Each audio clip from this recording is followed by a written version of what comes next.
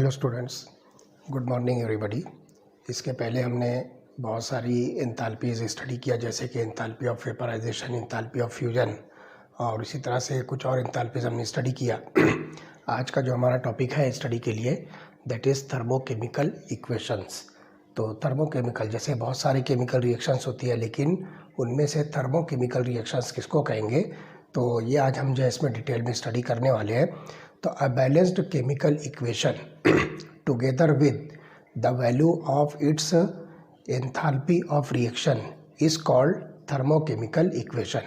तो कोई सी भी बैलेंस केमिकल रिएक्शन जिसमें हम उस रिएक्शन की एंथैल्पी ऑफ रिएक्शन की वैल्यू को भी लिखते हैं, उस केमिकल इक्वेशन को हम नाम देंगे thermochemical equation.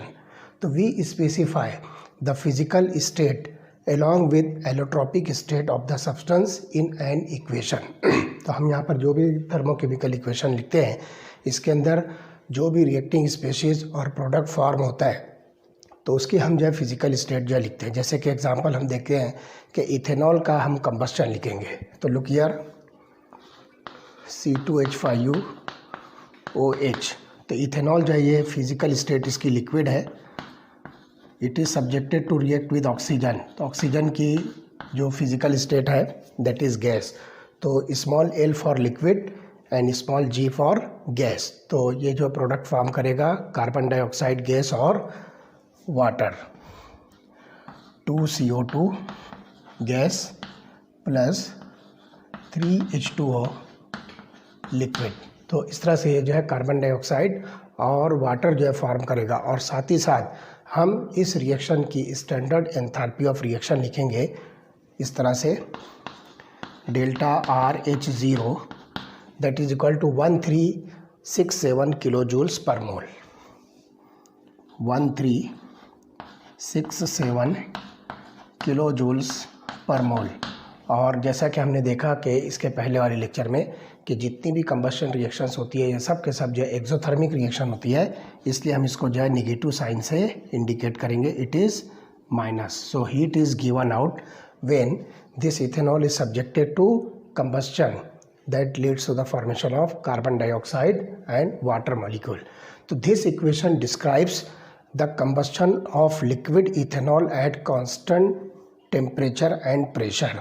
The negative sign of enthalpy change indicates that this reaction is exothermic reaction। तो जितनी भी रिएक्शंस है ये एक्सोथर्मिक रिएक्शंस होती है, जिसको हम कंबस्शन रिएक्शन कह सकते हैं। तो it would be necessary to remember the convergence regarding the thermochemical equations. तो बहुत सारी जो कन्वर्जेंस होती है इसको जो है जानना हमारे लिए ज़रूरी है और इसको याद रखना हमारे लिए जो है बहुत ज़रूरी होता है। अब कौन कौन सी चीज़ों को हम यहाँ पर जो है कंसिडर करेंगे जिसको हम थर्मोकेमिकल इक्वेशन लिखने में जो हमारे लिए वो हेल्पफुल हो सकती है। तो सबसे पहले the coefficient in a balanced thermochemical equation refers to the number of moles and never the molecules. तो यहाँ पर ज़रा ध्यान रखिए, जैसे इसी इक्वेशन के अंदर आप देखिए कि यहाँ पर जो है फॉर एग्जांपल ये 1 कंसिडर कीजिए आप, ये 3 हो गया, ये 2 हो गया, ये 3 हो गया। तो 1 3 2 3 these are called as coefficients and these are nothing but the stoichiometric coefficient जो नंबर ऑफ मोल्स को इंडिकेट करते हैं, number of moles and not molecules. ये बात जो है ख़ास तौर से आपको जो है नोटिस करना है कि इस थर्मोकेमिकल इक्वेशन के अंदर जो हम जो स्टोइचियोमेट्रिक कोएफिशिएंट लिखते हैं, जैसे कि यहाँ पर आपको 1 2 3 दिख रहा है, तो this coefficients are nothing but the number of moles and these are not the molecules. तो ये रिएक्टेंट और प्रोडक्ट के अंदर हम इसको जो है कंसिडर करेंगे, ठीक है। उसके बाद the numerical value of standard enthalpy of reaction refers to the number of moles of substance specified by an equation.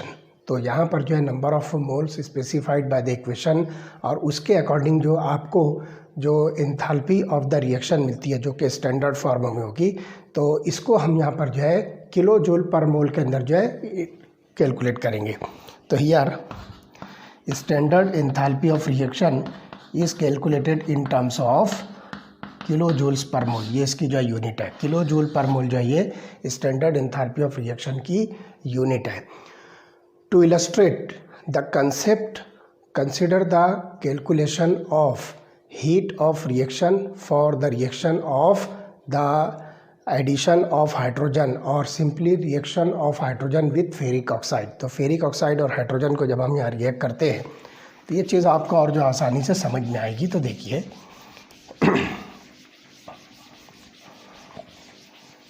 Reaction हमारे पास में है Fe2O3 that is ferric oxide, Fe2O3 solid plus 3H2 gas that gives rise to 2Fe solid plus 3H2O liquid। तो यहाँ पर आपको जो है इस इक्वेशन के अंदर हम देखेंगे कि स्टैंडर्ड एंथैल्पी ऑफ रिएक्शन हम जो है कैसे कैलकुलेट करेंगे। तो इसके पहले जो हमने टेबल नंबर 6.2 जो स्टडी किया है उसके अंदर बहुत सारी standard enthalpies of the formation of different substances जो है दी हुई है, तो वहाँ से हम इसको जो है रिफ़र करते हैं। तो look here, standard enthalpy of formation of water liquid is 285.83। तो हम यहाँ पर लिखेंगे standard enthalpy of formation of water liquid is equal to minus 285.8 kilo joules पर मोल। मैं यहाँ पर जो ये वैल्यूज़ लिख रहा हूँ 285.83 किलो जूल्स, यहाँ पर मैं पूरा लिख लेता हूँ इसको। उसके बाद दूसरी जो एंथैल्पी है standard enthalpy of formation of ferric oxide जो कि 824.2 है।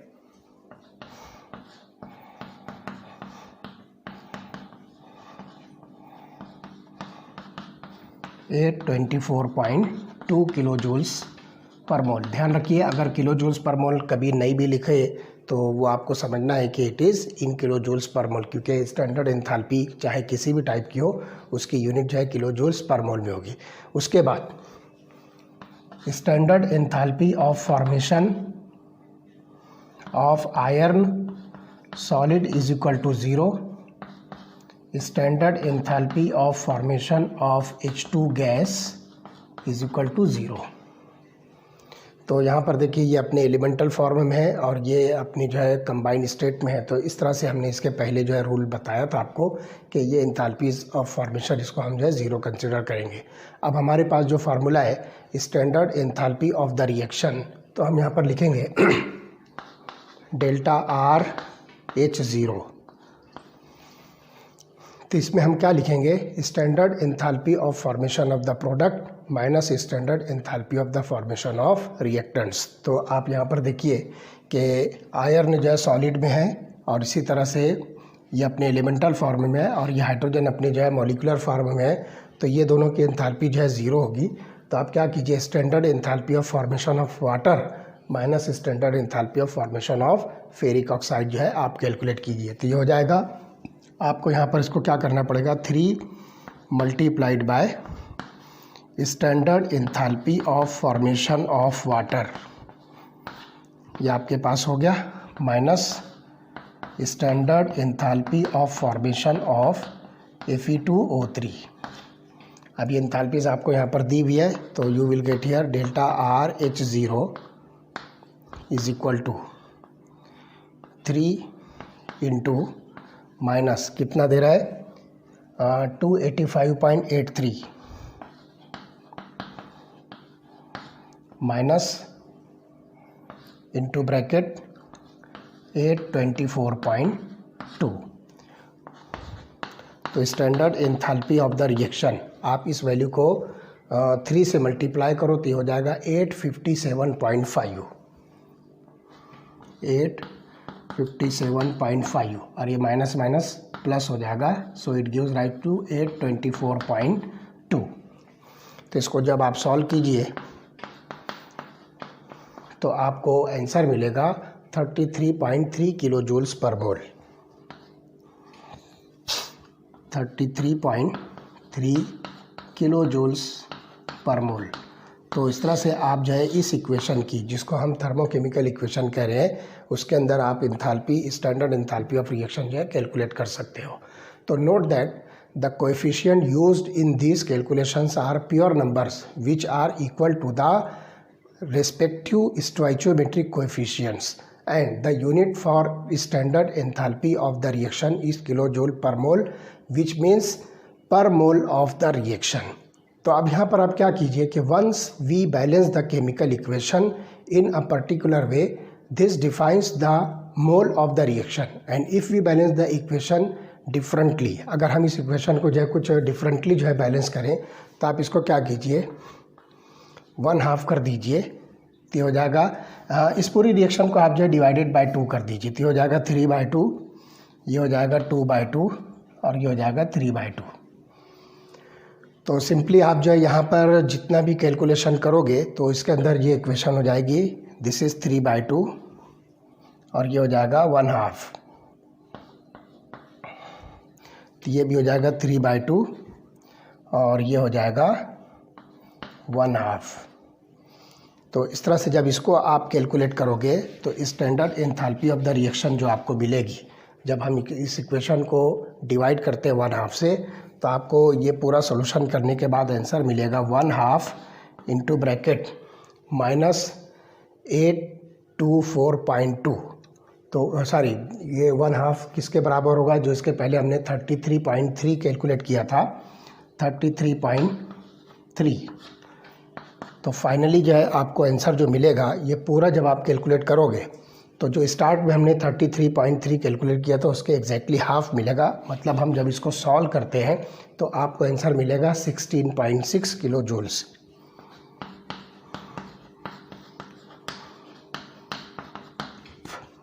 तो आप इसको जो है standard enthalpy of the reaction 2 जो है कंसिडर कीजिए, और इसके पहले वाला जो आपने कैलकुलेट किया था standard enthalpy of formation 1 consider कीजिए, जिसको आपने -33.3 किलो जूल्स पर मोल जो है कैलकुलेट किया था जो कंप्लीट रिएक्शन को। और यहाँ पर हमने क्या किया, इस इक्वेशन को हमने 2 से डिवाइड कर दिया।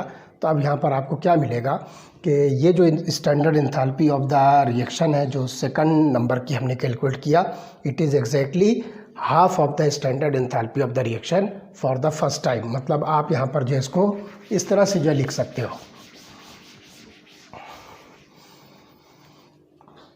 Standard enthalpy of the reaction 2 is equal to half of the standard enthalpy of the reaction 1। तो इस तरह से आप जो इसको बहुत आसानी के साथ कैलकुलेट कर सकते हो। तो it shows that the enthalpy is an extensive quantity. तो यहाँ पे हमको जो समझ में आता है कि ये इसकी जो वैल्यू है, इसका जो मैग्नीट्यूड है, वो अमाउंट ऑफ द सब्सटेंस पर जो डिपेंड करता है या क्वांटिटी ऑफ द सब्सटेंस पर डिपेंड करता है।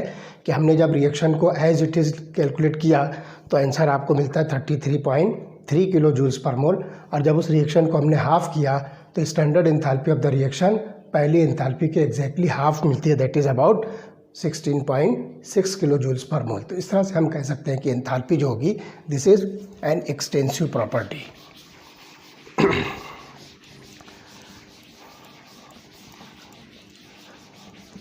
चलिए नेक्स्ट हम इसमें देखेंगे कि when a chemical equation is reversed the value of, अगर आप केमिकल रिएक्शन को रिवर्स करते हो तो value of standard enthalpy of the reaction is also reversed and the sign of the standard enthalpy will be change. अगर वो exothermic है तो निगेटिव साइन होगी, जब आप उसको रिवर्स करोगे तो पॉजिटिव साइन होगी, या अगर पॉजिटिव साइन है और उसको आप रिवर्स करते हो तो निगेटिव साइन होगी। जैसे कि आप देखिए कि नाइट्रोजन और हाइड्रोजन के कॉम्बिनेशन से अमोनिया फॉर्म होता है और 91.8 किलो जूल्स एनर्जी रिलीज होती है। तो look here, N2 gas plus 3H2 gas gives rise to 2NH3 gas, और यहाँ पर आपको मिलती है standard enthalpy of the reaction is equal to -91.8 kilo joules पर मोल।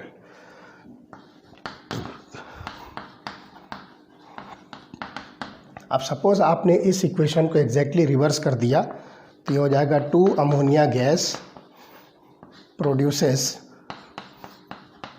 N2 gas plus 3H2 gas. Exactly हम इस इक्वेशन को रिवर्स कर रहे हैं। तो ये जो आपको एंथैल्पी चेंज की जो वैल्यू मिलेगी, standard enthalpy of the reaction, it is the same value but with opposite sign. तो 91.8 किलो जूल्स यहाँ भी है, 91.8 किलो जूल्स यहाँ पर भी है। दोनों जगह पर सेम वैल्यू आपको मिलती है एंथैल्पी चेंज की, लेकिन यहाँ पर जो ये एक्सोथर्मिक रिएक्शन है सो इट इज़ नेगेटिव, और यहाँ पर जो हमने इस रिएक्शन को एग्जैक्टली रिवर्स किया है तो ये वैल्यू को जो है हम रिवर्स कर देंगे और निगेटिव की बजाय हम पॉजिटिव लिखेंगे। तो इस तरह से ये हो गया थर्मोकेमिकल इक्वेशन जो है आपको कैसे लिखना है और ये क्या क्या चीज़ हमको इन्फॉर्म करती है और किस तरह से हम एंथैल्पी ऑफ द रिएक्शन, जिसको हम simply standard enthalpy of the reaction कहेंगे। चलिए अब एक बहुत इंपॉर्टेंट जो इसके अंदर जो है लॉ है, that is Hess law of constant heat summation. बहुत इंटरेस्टिंग चीज़ है Hess law of constant heat summation. तो enthalpy is a state function, therefore change in enthalpy is independent of the path between initial state that is the reactant and the final state that is the product. तो ध्यान रखिए जो enthalpy change है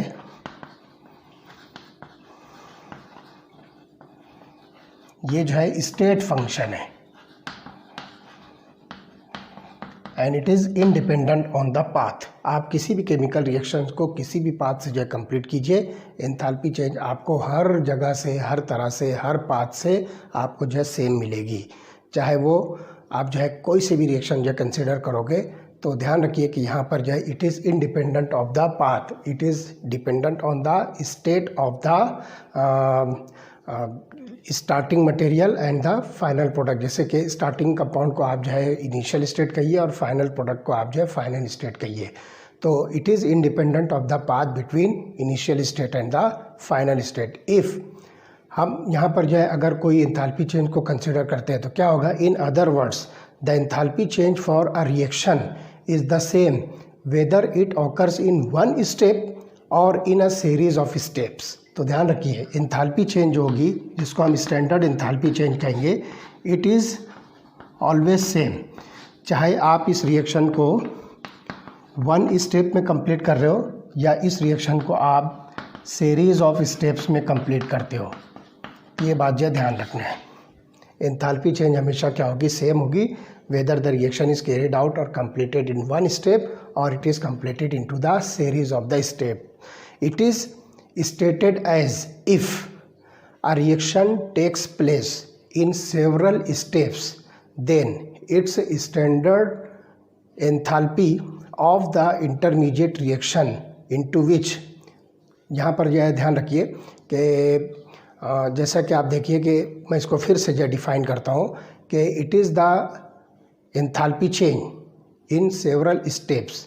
तो reaction यहाँ पर जब होती है तो अगर वो सेवरल स्टेप में होती है तो उसकी जो एंथैल्पी चेंज होगी तो बिल्कुल वही एंथैल्पी चेंज आपको उस रिएक्शन के अंदर मिलेगी जो सिंगल स्टेप में जो कन्वर्ट हो रही है। तो if a reaction takes place in several steps then its standard reaction enthalpy is the sum of the standard enthalpies of the intermediate reactions into which the overall reaction may be divided at the same temperature. तो एक छोटा सा diagram मैं भी आपको बताऊंगा कि reaction को हम जो है किस तरह से एक्सप्लेन कर सकते हैं और एंथैल्पी चेंज को हम जो है कैसे बता सकते हैं। तो एक सिंगल रिएक्शन आप देखिए, A is converted into B। तो यहाँ पर आप जो है एंथैल्पी चेंज लिखिए, standard enthalpy of the reaction आप कहिए this is standard enthalpy of the reaction 1, और ये सिंगल स्टेप में कंप्लीट हुई। उसके बाद आप देखिए कि इस रिएक्शन को आपने पहले जो है कन्वर्ट किया C के अंदर, फिर आपने इसको कन्वर्ट किया D के अंदर और फाइनली D जो है ये कन्वर्ट हो रहा है B के अंदर। तो यहाँ पर आप जो है standard enthalpy of the reaction इसको 1 कहिए, this is standard enthalpy of the reaction 2, this is standard enthalpy of the reaction 3। तो यहाँ पर आप देखिए कि जो कुछ आपको standard enthalpy of the reaction मिलती है it is equal to standard enthalpy of the reaction 1 plus standard enthalpy of the reaction 2 plus standard enthalpy of the reaction 3। तो ये जो है आप यहाँ पर देखोगे कि जो इंटरमीडिएट स्टेप्स है इन सब के स्टैंडर्ड एंथैल्पी के समेशन के बराबर ये standard enthalpy of the reaction होगी, जो कि सिंगल स्टेप में हम इसको जो है एक्सप्लेन कर सकते हैं। तो यहाँ पर आप देखिए कि एक रिएक्शन मैं आपको बताता हूँ कार्बन मोनोऑक्साइड गैस के फॉर्मेशन की। तो लुक हियर,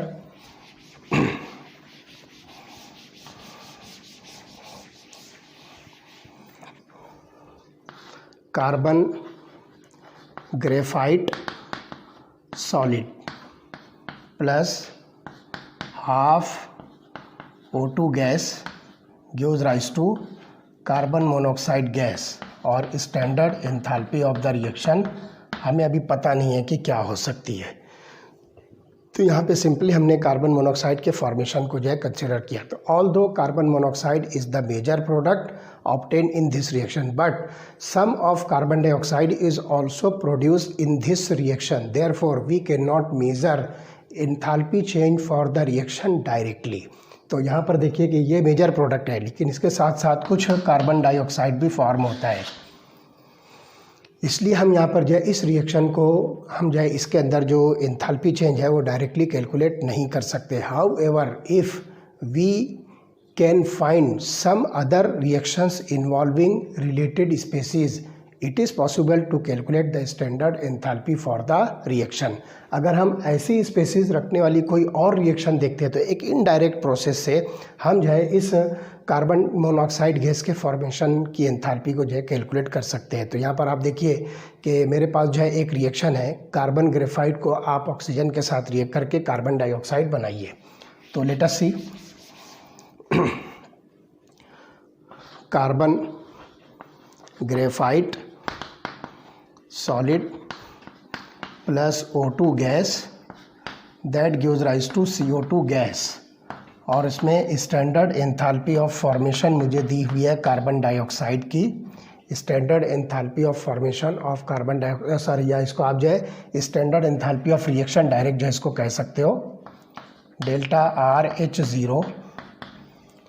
ये वैल्यू आपको मिलती है 393.5 किलो जूल्स पर मोल, 393.5 किलो जूल्स पर मोल। आप इसको इक्वेशन नंबर 1 कहिए। उसके बाद जो दूसरी इक्वेशन है, कार्बन मोनोऑक्साइड को आप हाफ O2 के साथ जो रिएक्ट करके कार्बन डाइऑक्साइड फिर से बनाइए। Carbon monoxide gas plus half O2 gas gives rise to carbon dioxide gas, और इसकी standard enthalpy of the reaction हम जो है कैलकुलेट करेंगे। तो ये वैल्यू आपको मिलती है -283.0 किलो जूल्स पर मोल। तो आप यहाँ पर देखिए दिस इज इक्वेशन नंबर 2, इसको जो है लेबल करते हैं। अब आप यहाँ पर देखिए कि हमको राइट हैंड साइड पर जो है कार्बन मोनोऑक्साइड चाहिए, तो we can combine these two reactions in such a way that so as to obtain the desired reaction. ये दोनों रिएक्शन को कंबाइन करके हमको ये वाली रिएक्शन जो है ऑब्टेन करना है। तो आप देखिए कार्बन ग्रेफाइट दोनों तरफ जो है आपको मिल रही है, यहाँ पर भी है, इधर भी देखो लेफ्ट हैंड साइड पर है, उसके बाद ऑक्सीजन यहाँ भी है, यहाँ भी है, लेकिन आपको राइट हैंड साइड पर दोनों तरफ देखिए कार्बन डाइऑक्साइड मिलता है, जबकि इस सेकंड रिएक्शन के अंदर लेफ्ट हैंड साइड पर कार्बन मोनोऑक्साइड है। तो यहाँ पे देखिए carbon monoxide right hand side पर है और यहाँ पे carbon monoxide left hand side पर है। तो क्या करेंगे हम कि दोनों रिएक्शन को आपको ऐड करना है, लेकिन इक्वेशन नंबर 2 को आपको रिवर्स करना है। ठीक, तो हम यहाँ पर एक एप्लीकेशन करेंगे, ऐड इक्वेशंस 1 and 2, और यहाँ पे लिखेंगे रिवर्स इक्वेशन 2। यह हमारे पास एक एप्लीकेशन आता है। तो पहले क्या करेंगे, इस इक्वेशन को हम रिवर्स करेंगे और रिवर्स करने के बाद इसके साथ ऐड करेंगे। तो देखिए हम पहले इस रिएक्शन को एज इट इज़ लिखते हैं। Look here, carbon graphite solid plus O2 gas gives rise to CO2 gas, और इस रिएक्शन को जब रिवर्स करते हैं तो हमको मिलेगा CO2 gas gives rise to CO gas plus half O2 gas. ये दोनों रिएक्शन को अब हमें ऐड करना है। तो ऐड करने के बाद देखिए क्या होगा, कार्बन डाइऑक्साइड ये कैंसिल होगा। इसी तरह से यहाँ से हाफ CO2 गया और यहाँ से हाफ CO2, तो ये हाफ O2 यहाँ पर है। तो यहाँ से देखिए एक कंप्लीट O2 है, तो उसमें से आप हाफ जो है कम कर दीजिए। तो देखिए इधर बचता क्या है, कार्बन ग्रेफाइट सॉलिड। यहाँ का हाफ ऑक्सीजन गया, यहाँ से हाफ, इसमें से हाफ ऑक्सीजन गया, तो हाफ बचा, हाफ O2 गैस प्रोड्यूसेस। अब राइट हैंड साइड पर देखिए आपको क्या मिलता है, राइट हैंड साइड पर आपको सिर्फ मिलता है CO गैस। तो आप देखिए ये दोनों इक्वेशन एक जैसी है। These two equations are one and the same। तो यहाँ पर हम जो standard enthalpy of the reaction directly calculate नहीं कर सकते, लेकिन ऐसी कुछ रिएक्शन जो अल्टरनेटिव मेथड हमको प्रोड्यूस करता है, तो वो रिएक्शंस का एडिशन, सब्ट्रैक्शन, डिवीजन या मल्टीप्लिकेशन करके अगर हम ये standard enthalpy of reaction calculate कर सकते हैं तो हम ऐसा कर सकेंगे। तो यहाँ पर देखिए कि दो रिएक्शन हमको अल्टरनेटिव मेथड की मिलती है, जिसमें दोनों जगह कार्बन डाइऑक्साइड जो है फॉर्म होता है। लेकिन आप देखिए कि इस रिएक्शन के अंदर हमको लेफ्ट हैंड साइड पर कार्बन ग्रेफाइट चाहिए, जो कि ऑलरेडी यहाँ पर प्रेजेंट है, लेकिन राइट हैंड साइड पर कार्बन मोनोऑक्साइड चाहिए, जबकि यहाँ पर सेकंड इक्वेशन के अंदर लेफ्ट साइड पर जो कार्बन मोनोऑक्साइड है। तो इसको राइट पर लाने के लिए इस रिएक्शन को हम रिवर्स करेंगे। तो हमारे पास एप्लीकेशन होता है add equations 1 and 2 where reverse the equation number 2। तो जब इक्वेशन 2 को रिवर्स करके दोनों ऐड करते हैं तो ये ऊपर जो हमको डिज़ायर्ड रिएक्शन है वो मिल जाएगी। अब इसके हिसाब से इसकी एंथैल्पीज़ को आप जो ऐड कर दीजिए। तो जैसे कि आप देखिए कि ये वाली एंथैल्पी आपको मिलती है standard enthalpy of the reaction, आप इसको 1 कर दीजिए, इसको 2 कर दीजिए, तो हो जाएगा standard enthalpy of the reaction 1 plus standard enthalpy of the reaction 2। तो क्या किया हमने, देखो standard enthalpy of the reaction is equal to, ये हो गया -393.5 प्लस, यहाँ पर जो इसको हमने रिवर्स किया तो ऑलरेडी ये प्लस ही हो जाएगा, तो ये हो जाएगा 283.0। अब आप इसको क्या है कैलकुलेट कीजिए, तो यहाँ पर आपको जो है आंसर मिलेगा। तो आप इन दोनों को जो है कैलकुलेट कीजिए, तो you will get the answer standard enthalpy of the reaction as 110.5 kilojoules per mole. तो you will get here 110.5 kilojoules per mole minus. तो अब यहाँ पर जो है आपको standard enthalpy of formation of carbon monoxide, जो कि हमने Hess's law of constant heat summation apply करके यहाँ पर जो कैलकुलेट किया, तो वो चीज़ हमको यहाँ पर मिलेगी। तो जो मैं बताना चाह रहा था आपको कि आप चाहे किसी सिंगल स्टेप में कोई रिएक्शन की एंथैल्पी कैलकुलेट करो, या फिर उस रिएक्शन को आप जो है बहुत सारी इंटरमीडिएट रिएक्शंस के अंदर जो है डिवाइड कर दो, तब भी दोनों एंथैल्पी आपको जो है सेम मिलेगी। तो फिर से आप देखिए, एक सब्सटेंस A है, it is converted into substance B, और यहाँ पर आपको standard enthalpy of the reaction मिलती है ΔRH0। एक प्रोसेस ये हो गया। दूसरा प्रोसेस ये हुआ कि आपने इसको पहले कन्वर्ट किया C में, C is converted into D and finally D is converted into B। तो यहाँ पर आपको मिलेगी standard enthalpy of the reaction 1, standard enthalpy of the reaction 2 and standard enthalpy of the reaction 3। तो अब यहाँ पर जो ये standard enthalpy of the reaction जो होगी, that is equal to sum of this 3।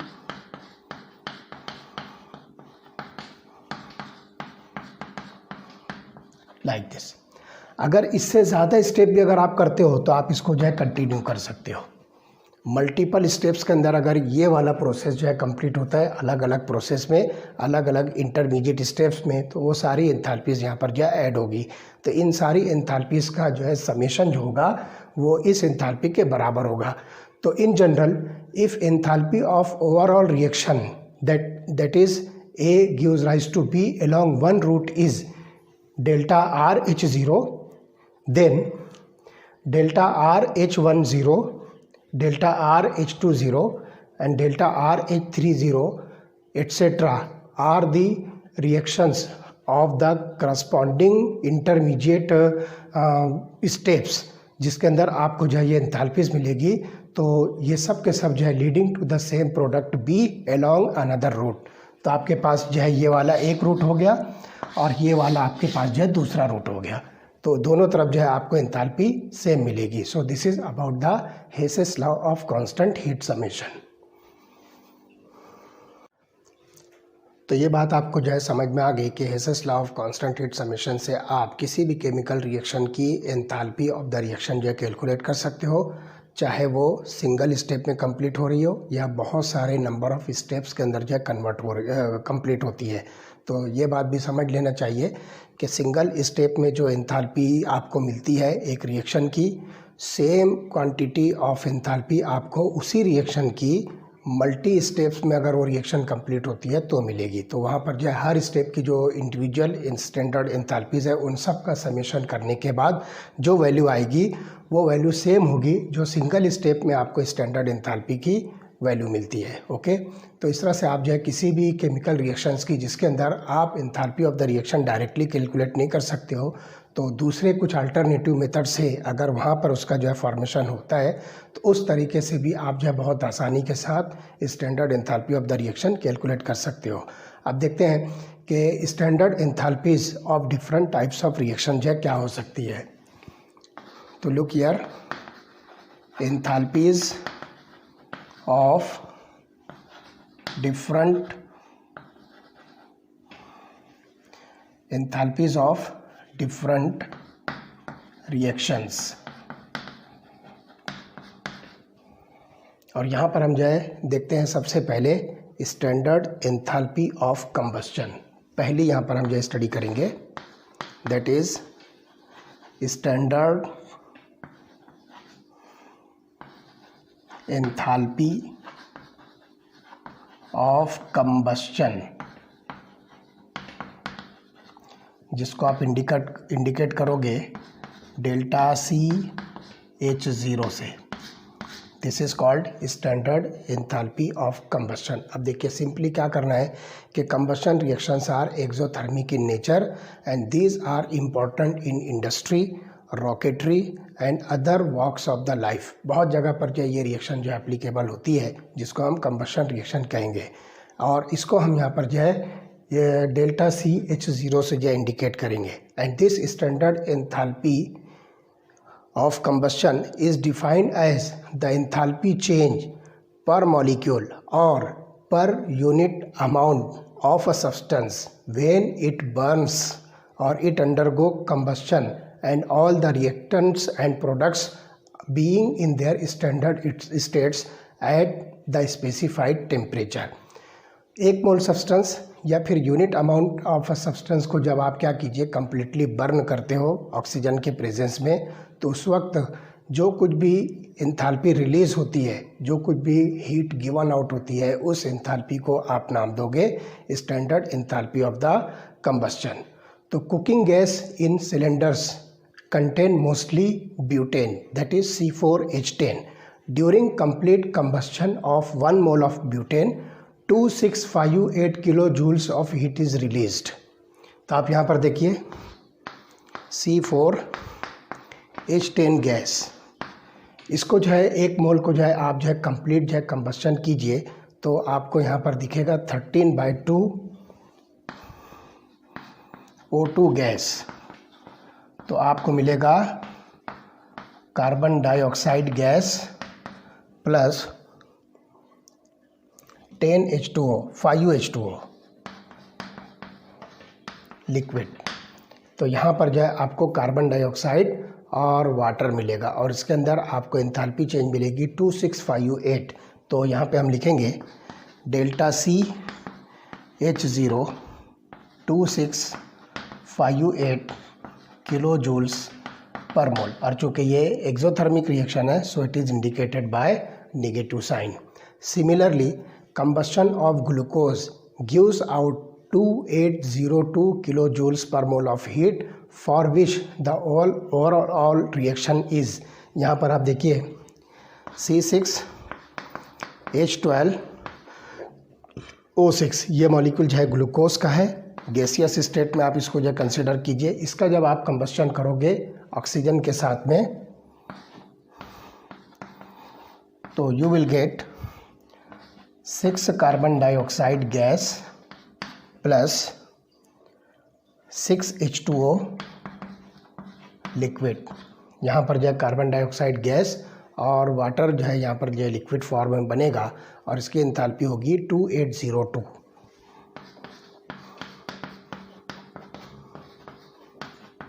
Kilo joules पर मोल। और ये भी एक्सोथर्मिक रिएक्शन है, so given as negative sign. तो ये दोनों एग्जांपल जो है, ये ब्यूटेन जिसको आप जो है कुकिंग गैस कहोगे और ये जो है ग्लूकोज है, दोनों का ही जो है यहाँ पर कंबस्शन होने के बाद कार्बन डाइऑक्साइड और वाटर का फॉर्मेशन हो रहा है और दोनों में जो है इतनी अमाउंट ऑफ एनर्जी जो है रिलीज होती है। दिस एनर्जी और this enthalpy change is called as standard enthalpy of combustion. तो our body also generates energy from food by the same overall process as combustion, although the final products are produced after a series of complex biochemical reactions involving enzymes। तो यहाँ पर जो है बहुत सारे enzyme भी जो है इसके अंदर इन्वॉल्व होते हैं जो बायोकेमिकल रिएक्शंस होती है। तो ये पहली टाइप की एंथैल्पी हुई जिसको हम स्टैंडर्ड एंथैल्पी ऑफ रिएक्शन कह रहे हैं। चलिए अगली एंथैल्पी क्या होगी? Enthalpy of atomization. Second enthalpy, that is enthalpy of atomization, जिसको हम इंडिकेट करेंगे डेल्टा AH0 से। This is called as standard enthalpy of atomization. तो एक रिएक्शन हम देखते हैं, hydrogen is converted into 2 hydrogen atoms और इसके अंदर 435 kilo joules of energy release होगी। H2 gas gives rise to 2H gas and here delta AH0 is equal to 435.0 kilo joules पर मोल। तो यहाँ पर ये वैल्यू जो है आपको मिलेगी positive because heat is required or enthalpy is absorbed during the breaking of this H2 molecules into its atomic form। तो ये जो है आपको एंडोथर्मिक रिएक्शन मिलेगी, इसलिए यहाँ पर हमने इसकी जो एंथैल्पी चेंज की वैल्यू है वो हमने पॉजिटिव लिखा है। तो hydrogen atoms are form by the breaking of hydrogen hydrogen bond. यहाँ पर जो H2 मॉलिक्यूल हम देख रहे हैं इसके अंदर 2 हाइड्रोजन जो है सिंगल कोवेलेंट बॉन्ड से जो है ज्वाइंट है।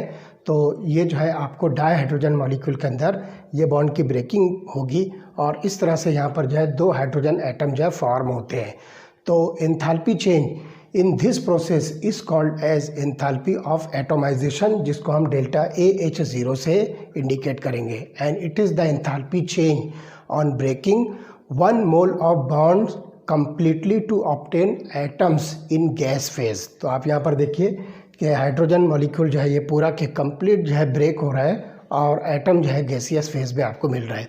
In case of diatomic molecule like hydrogen the enthalpy of atomisation is also the bond dissociation enthalpy. और कुछ एग्जांपल्स और देखिए यहाँ पे आप कि मीथेन मॉलिक्यूल है उसे हमको जो है ब्रेक डाउन करना है। CH4 gas gives rise to carbon solid, या आप यहाँ पर जो है कार्बन को जो है गैसियस स्टेट में ही कंसिडर कीजिए, carbon gas plus 4 hydrogen gas. और इसके अंदर आपको स्टैंडर्ड एंथैल्पी ऑफ एटोमाइजेशन जो मिलेगी, जो अमाउंट ऑफ हीट एब्सॉर्ब हो रही है that is about 1665 kilo joules पर मोल। तो इतनी अमाउंट ऑफ एनर्जी जो है क्या करेगा, मीथेन एब्सॉर्ब करेगा और इस तरह से आपको यहाँ पर 4 कार्बन हाइड्रोजन बॉन्ड जो है ब्रेक होगा और इस तरह से यहाँ पर आपको जो है टोटल 5 एटम्स मिलेंगे, जिसमें एक एटम जो है कार्बन का होगा गैसियस फॉर्म में और 4 एटम जो है हाइड्रोजन के होंगे। तो the products are only atoms of carbon and hydrogen in gaseous phase. तो इस तरह से यहाँ पर जो है आप देखोगे कि sodium solid is converted into sodium gas. यहाँ पर जो है सोडियम जो है सॉलिड फॉर्म में, ये सोडियम गैस के अंदर जो कन्वर्ट हो रहा है। तो यहाँ पर आप देखोगे कि जो एंथैल्पी ऑफ एटोमाइजेशन मिलती है that is about 108.4 kilo joules पर मोल। तो सिंपली आप देखिए कि sodium solid is converted into sodium gas, तो ये सब्लिमेशन प्रोसेस है।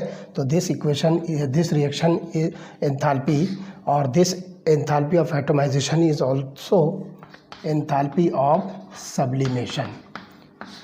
तो जो एंथैल्पी ऑफ एटमाइजेशन आपको इस रिएक्शन के अंदर मिलती है, सेम वैल्यू आपको स्टैंडर्ड एंथैल्पी ऑफ सब्लिमेशन की भी मिलेगी। तो इस तरह से ये दूसरे टाइप की जो एंथैल्पी हुई, that is called as enthalpy of atomisation.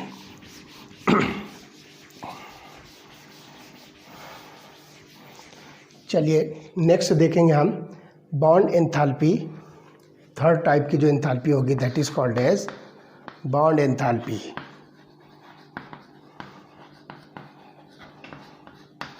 जिसको आप डेल्टा बॉन्ड H0 लिखोगे, स्टैंडर्ड बॉन्ड एंथैल्पी। तो chemical reactions involve the breaking and making of chemical bonds during the chemical reactions. जो रिएक्टेंट और सबस्ट्रेट आपस में एक दूसरे के साथ जब मिक्स होते हैं तो जो प्रोडक्ट बनता है तो उसके अंदर बहुत सारे बॉन्ड जो है ब्रेक होते हैं, बहुत सारे नए बॉन्ड जो है फॉर्म होते हैं और इस तरह से रिएक्शन जो है कंप्लीट होती है। तो energy is required to break the bond and energy is released when a bond is form. तो ये बात जो है ध्यान रखिए कि बॉन्ड को ब्रेक करने के लिए एनर्जी रिक्वायर्ड होती है और जो नया बॉन्ड जब फॉर्म होता है तो उसमें एनर्जी रिलीज होती है। तो ये बात जो ध्यान रखिए। And it is possible to relate heat of reaction to changes in energy associated with breaking and making of the chemical bonds. ये दोनों हीट एनर्जीज को आप जो एक दूसरे से रिलेट कर सकते हो with reference to each enthalpy. तो changes associated with chemical bonds, two different terms are use, जिसमें दो टर्म यूज होगी। एक होगी बॉन्ड डिसोसिएशन एंथैल्पी और दूसरी होगी मीन बॉन्ड एंथैल्पी। पहली जो होगी that is called as bond dissociation enthalpy और दूसरी होगी मीन बॉन्ड एंथैल्पी। दो तरह की यहाँ पे जो है एंथैल्पीज हम जो है कैलकुलेट करेंगे, जिसको हम सिंपली बॉन्ड एंथैल्पी जो है कंसिडर करेंगे। तो यहाँ पर जो है ये दोनों को हम जो है सिंगल जो है स्टडी करेंगे और देखते हैं कि हम बॉन्ड डिसोसिएशन एंथैल्पी कहाँ पर स्टडी कर सकते हैं और मेन बॉन्ड एंथैल्पी कहाँ स्टडी करेंगे। तो ध्यान रखिए यहाँ पे आप जो है डायटॉमिक मॉलिक्यूल्स लीजिए और यहाँ पर आपको पॉली एटॉमिक मॉलिक्यूल की एग्जाम्पल लेनी है। तो इस तरह से आप जो है ये दो डिफरेंट वेराइटीज़ ऑफ मॉलिक्यूल्स के ज़रिए से बहुत आसानी से इसको जो है समझ सकते हो। तो let us see one by one. तो पहले हम देखेंगे बॉन्ड डिसोसिएशन एंथैल्पी जो कि डायटॉमिक मॉलिक्यूल्स के अंदर होगी। तो consider the process in which the bonds in 1 mole of dihydrogen gas are broken. तो पहले आप यहाँ पर देखिए H2 gas gives rise to 2H gas और इसमें delta bond H0 435.0 kilo joules पर मोल। ये इतनी एनर्जी यहाँ पर जो है रिक्वायर्ड है, इतनी एनर्जी जो है लगने वाली है। तो the standard enthalpy involved in this process is the bond dissociation enthalpy between hydrogen. तो एक्चुअली ये जो एंथैल्पी आपको दिखती है this is bond dissociation enthalpy. इसके पहले मैंने आपको बताया कि ये जो value actually bond dissociation enthalpy between 2 hydrogen atoms in H2 molecule, जो डाइहाइड्रोजन मॉलिक्यूल है, तो यही एंथैल्पी आपको जो है बॉन्ड डिसोसिएशन एंथैल्पी मिलेगी। तो the bond dissociation enthalpy is the enthalpy change when 1 mole of covalent bond of a gaseous covalent compound is broken to form the product in the gaseous phase. तो 1 मोल जो है यहाँ पर जो है gaseous substance जो है ये जो है इसका जो है एटम के फॉर्म में जो है कन्वर्ट हो रहा है और ये बॉन्ड जो है कम्प्लीटली डिसोसिएट हो रहा है और एटॉमिक जो है गैसियस एटम जो है यहाँ पर फॉर्म हो रहा है। तो इसमें एक बात जो है ध्यान रखना है कि note that it is same as the enthalpy of atomization of dihydrogen. तो ये जो है enthalpy of atomization of dihydrogen है, जिसको आप सिंपली बॉन्ड डिसोसिएशन एंथैल्पी जो है कह सकोगे। तो अब यहाँ पर आप देखिए कि कुछ और भी मॉलिक्यूल्स हमारे पास है, जैसे कि क्लोरीन है, ऑक्सीजन है। तो देखिए मैं आपको बता रहा हूँ क्लोरीन गैस है, Cl2 gas is converted into 2Cl gas. तो आप यहाँ पर लिखोगे delta bond ClCl H0 is equal to, तो इन bond dissociation enthalpy of chlorine bond is equal to 242 kilo joules पर मोल।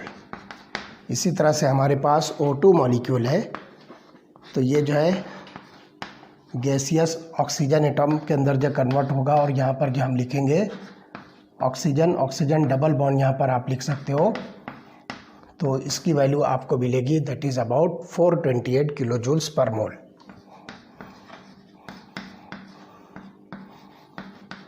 तो ये सब के सब जो है एंथैल्पी ऑफ एटमाइजेशन, जिसको हम सिंपली बॉन्ड डिसोसिएशन एंथैल्पी जो है कहेंगे। तो इस तरह से आप यहाँ पर जो है जो मॉलिक्यूल ब्रेक डाउन हो रहा है उसकी जो स्टैंडर्ड एंथैल्पी ऑफ एटमाइजेशन है उसी को आप जो है स्टैंडर्ड बॉन्ड डिसोसिएशन एंथैल्पी जो है कह सकते हो।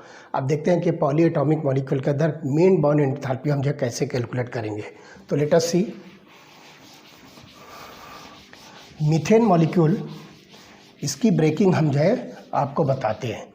तो methane molecule CH4 gas, okay,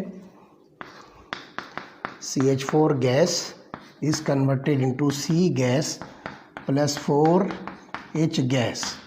और यहाँ पर आप देखिए कि स्टैंडर्ड एंथैल्पी ऑफ एटमाइजेशन जो आपको मिलती है delta AH0 that is about 1665 kilo joules पर मोल। ये जो वैल्यू आपको मिलती है इस रिएक्शन के अंदर। लेकिन जब आप इसकी बॉन्ड डिसोसिएशन एंथैल्पी देखोगे तो ये जो प्रोसेस होगा वो 4 स्टेप में होगा, और हर मर्तबा कार्बन के साथ में एक एक बॉन्ड जो है ब्रेक होगा हाइड्रोजन का। तो यहाँ पर आपको जो है 4 कार्बन हाइड्रोजन बॉन्ड्स मिलते हैं, कोवैलेंट बॉन्ड, और ये हर अलग अलग सक्सेसिव स्टेप के अंदर जो ये सेपरेट होगा। तो चलिए देखते हैं।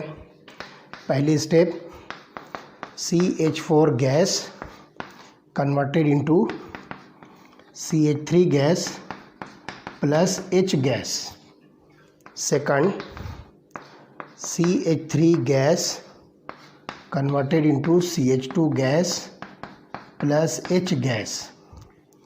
उसके बाद थर्ड स्टेप आप लीजिए, CH2 gas converted into CH gas plus H gas. और फोर्थ यहाँ पर देखिए CH gas converted into C gas plus H gas. तो इस तरह से ये 4 स्टेप में जो है ये कंप्लीट होगी, और हर जगह पर जो है बॉन्ड डिसोसिएशन एंथैल्पी जो है डिफरेंट होगी। तो पहले में होगी 427 किलो जूल्स,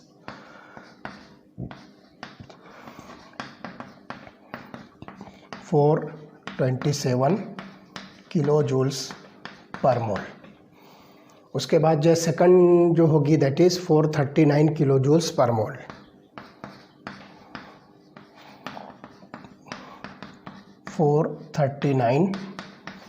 किलो जूल्स पर मोल। उसके बाद जो थर्ड जो बॉन्ड डिसोसिएशन एंथैल्पी होगी that is about 452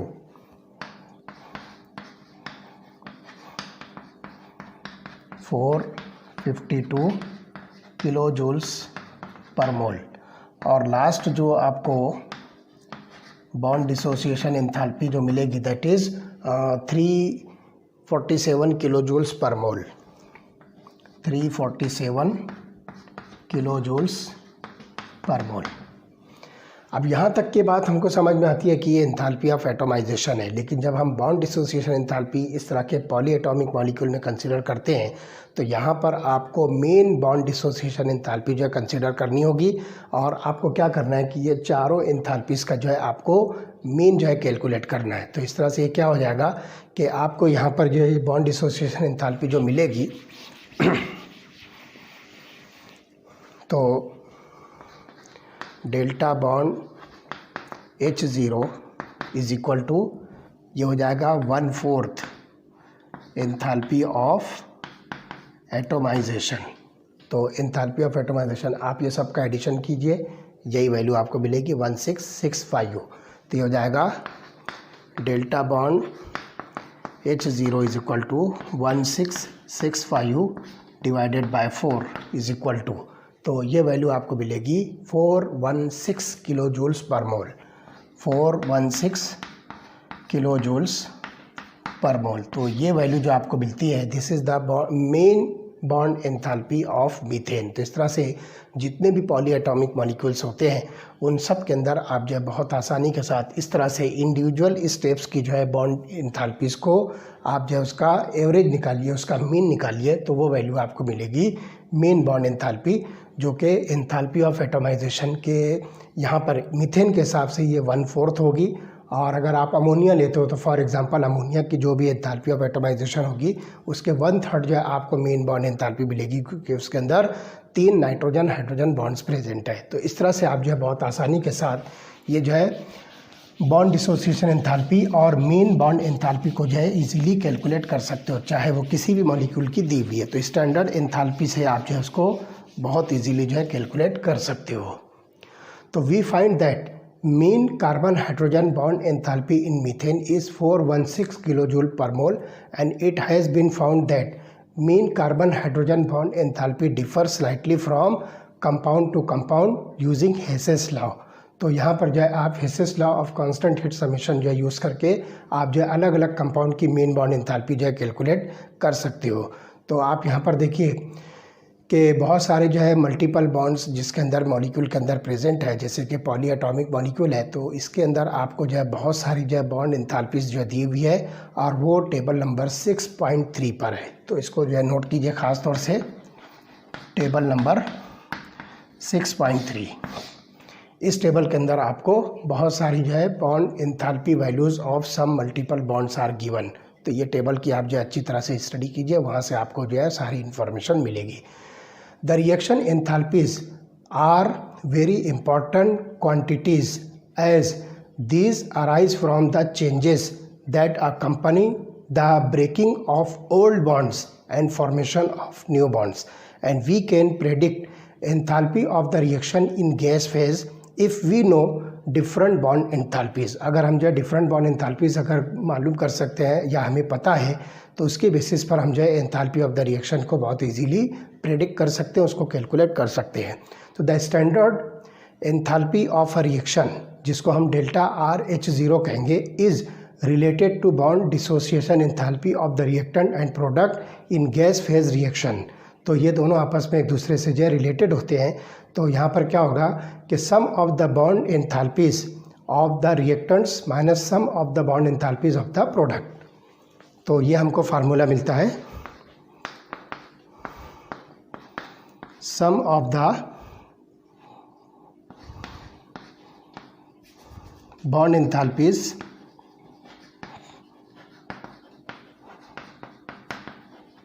of reactants minus sum of the bond enthalpies of the products। इस फार्मूले से आप जो है जो बॉन्ड एंथैल्पीज आपको दी गई है रिएक्टेंट्स की और बॉन्ड एंथैल्पीज जो आपको दी गई है प्रोडक्ट्स की, ये दोनों के जो है आप सब्ट्रैक्शन के ज़रिए से standard enthalpy of the reaction जो है कैलकुलेट कर सकते हो। मतलब bond enthalpies of the reactant minus bond enthalpies of the product. तो this relationship is particularly more useful when the required values of standard enthalpies of the formations are not available। जब standard enthalpies of formation available नहीं है तो उस वक्त आप जो है बॉन्ड एंथैल्पीज के ज़रिए से standard enthalpy of the reaction को जो है कैलकुलेट कर सकते हो। तो the enthalpy change of a reaction is the amount of energy required to break all the bonds in the reactant molecules minus the amount of energy required to break all the bonds in the product molecules। तो यही formula है। तो ये जो है इस relation से आप बहुत easily standard enthalpy of the reaction calculate कर सकते हो। And this relationship is valid when all substances that is the reactant and products in the reaction are in gaseous state. तो ये उसी वक्त वैलिड होगी जब रिएक्टेंट और प्रोडक्ट जो सब के सब हैं लेफ्ट हैंड साइड और राइट हैंड साइड पर वो गैसियस स्टेट में होने चाहिए। तो इस तरह से ये हो गया एंथैल्पीज ऑफ डिफरेंट रिएक्शंस। अब देखते हैं इसके बाद वाले लेक्चर में हम आपको बताएंगे लेटिस एंथैल्पी क्या होती है, हाइड्रेशन एंथैल्पी क्या होती है, उसको हम कैसे कैलकुलेट करेंगे, कौन से प्रोसेस से हम उसको जो है डिटरमाइन कर सकते हैं। ओके।